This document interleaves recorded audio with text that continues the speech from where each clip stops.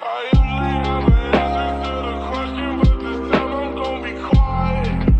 This time, ain't nothing like the feeling of Assalamualaikum warahmatullahi wabarakatuh. Salam Budi Luhur. Perkenalkan, nama saya Adilvina Septiani, NIM 1731510358. Saya mahasiswi dari Universitas Budi Luhur, Fakultas Ekonomi dan Bisnis, Program Studi Manajemen. Video ini saya buat untuk memenuhi ujian akhir semester mata kuliah praktik pengolahan data penelitian manajemen dengan dosen Dr. Muhammad Mabrur Taufik SAG SEMM. Materi yang akan saya bawakan kali ini adalah pemilihan data sampel penelitian.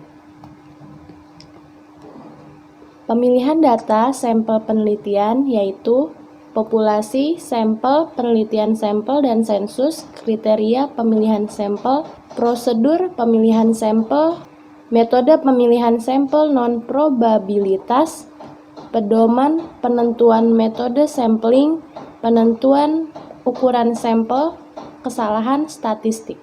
Tujuan pembahasan 1. Mendefinisikan populasi, sampel, elemen, subjek, populasi target, kerangka sampel, dan unit sampel. 2. Menjelaskan alasan penelitian dengan menggunakan sampel dengan populasi. 3. Menjelaskan tujuan dan tahapan-tahapan pemilihan sampel. 4. Membahas metode pemilihan sampel probabilitas dan non-probabilitas. 5. Membahas penentuan ukuran sampel. 6. Menjelaskan kesalahan pemilihan sampel dan kesalahan sistematis atau non-sampling. Populasi yaitu sekelompok orang, kejadian, atau segala sesuatu yang mempunyai karakteristik tertentu. Anggota populasi disebut populasi. Populasi elemen. Sampel adalah peneliti dapat meneliti seluruh elemen populasi disebut dengan sensus atau meneliti sebagian sampel yaitu peneliti dapat meneliti seluruh elemen populasi disebut dengan sensus atau meneliti sebagian dari elemen-elemen populasi disebut dengan sampel.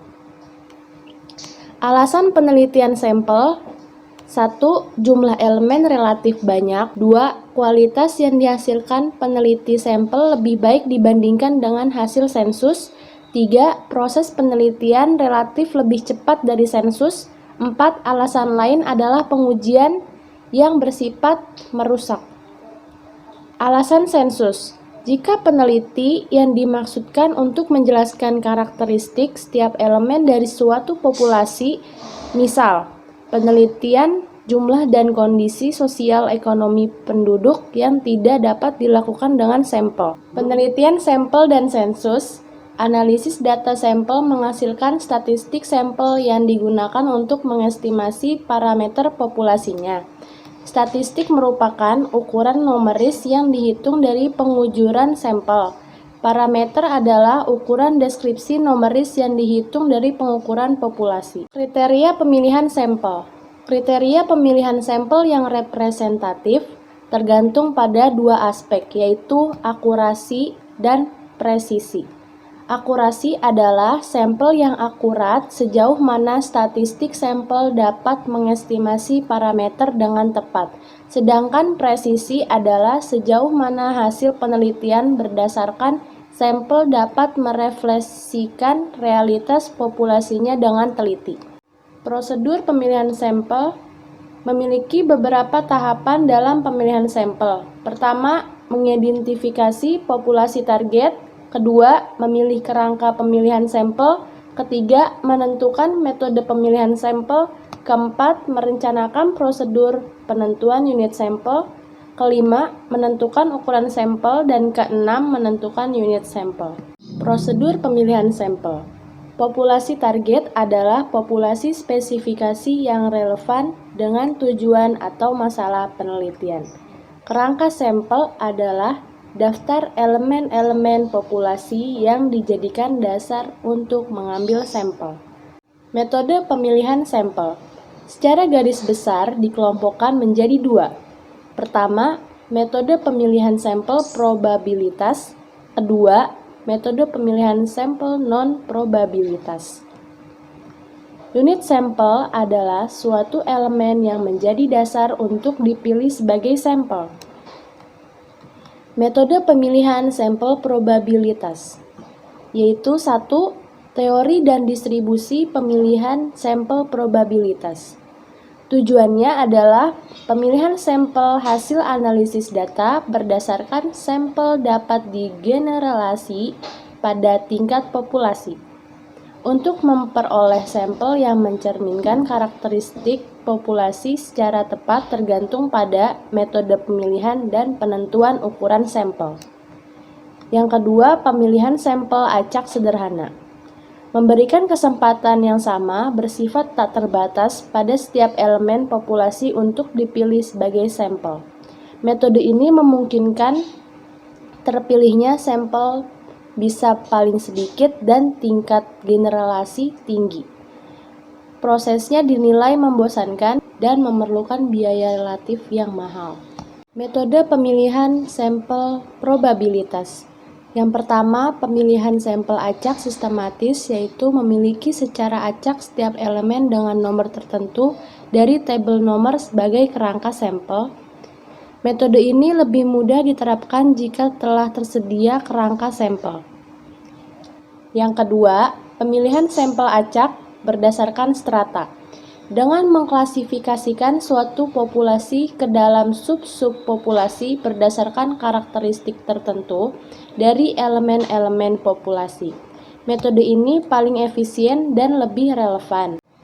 Kelemahan jika jumlah subjek pada masing-masing strata tidak proporsional, ada kemungkinan pada strata jumlah subjek sama atau hampir sama dengan jumlah elemennya atau sebaliknya.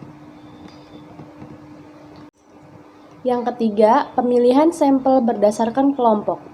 Elemen-elemen populasi dikelompokkan ke dalam unit sampel seperti pada metode pemilihan sampel dengan stratifikasi. Perbedaannya pada heterogenitas karakteristik elemen-elemen pada masing-masing unit sampel, tapi karakteristik elemen-elemen antara kelompok unit sampel satu dengan unit sampel yang relatif homogen. Kelemahan tingkat reliabilitas yang paling rendah, kelebihannya biaya pengumpulan data secara geografis relatif rendah. Yang keempat, pemilihan sampel area. Diterapkan jika faktor lokasi menjadi pertimbangan penting dalam pemilihan sampel. Areanya bisa berdasarkan wilayah administrasi pemerintahan. Metode ini digunakan untuk menghemat biaya pemilihan sampel dan tidak tergantung pada kerangka sampel.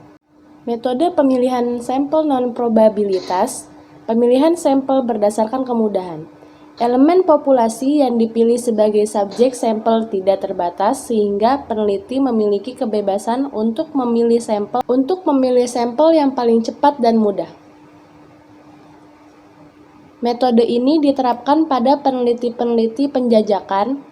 Kelemahan hasil analisis data, sampel mempunyai tingkat generalisasi yang rendah. Pemilihan sampel bertujuan. Ada dua jenis metode pemilihan sampel ini, yaitu pertama, pemilihan sampel berdasarkan pertimbangan. Merupakan tipe pemilihan sampel secara tidak acak yang informasinya diperoleh dengan menggunakan pertimbangan tertentu.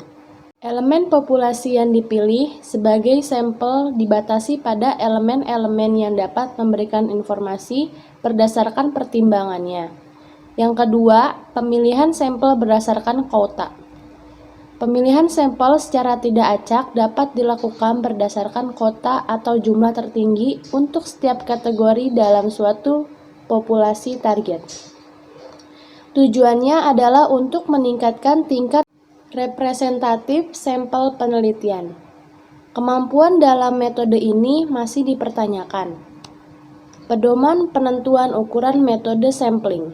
Setiap alternatif metode pemilihan sampel mempunyai kelebihan dan kelemahan masing-masing tergantung pada tersedianya waktu, biaya, dan tenaga. Penentuan ukuran sampel. Untuk menentukan ukuran sampel tergantung pada varians populasinya. Ukuran sampel juga dipengaruhi oleh tingkat keyakinan peneliti dalam melakukan estimasi. Demikian materi yang telah saya sampaikan, kurang lebihnya mohon maaf. Wassalamualaikum warahmatullahi wabarakatuh. Salam budi luhur.